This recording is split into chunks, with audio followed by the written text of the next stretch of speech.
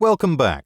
In this video, we're making cinnamon raisin bagels. Into the bowl of a stand mixer fitted with the dough hook attachment, 7 cups of bread flour, 1 packet of instant dry yeast, 1/4 cup of sugar, and 2 teaspoons of diastatic malt powder. Start mixing on low speed. Pour in 1½ cups of warm water, a little bit at a time. This should take about 2 minutes. Once a rough dough ball forms, add in 2 teaspoons of salt.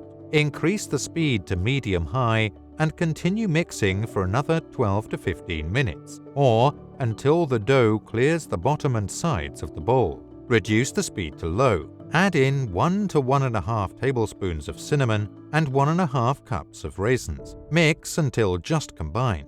Flour your work surface area. Turn out your dough. Form it into a dough ball. Place into a greased bowl. Cover and place into the refrigerator overnight. Onto a clean work surface area, turn out your dough. Divide into 12 equal-sized pieces, or about 110 to 120 grams each. Roll each piece into rounds. Place onto parchment paper-lined baking sheets greased with Pam. Cover and let the dough relax for about 20 to 30 minutes. Using your thumb or a small donut cutter, remove the centers. Push 2 of your fingers through and stretch them out. You want the centers to be about 1½ to 2 inches in diameter because they will retract a little bit. Cover and let proof for 1 hour. Bring a small pot of water up to a boil. Pour in 1/4 cup of barley malt syrup. Then add your bagels. Cook for 30 to 60 seconds per side. Scoop them out with a spider strainer, draining off any excess water. Brush with egg wash.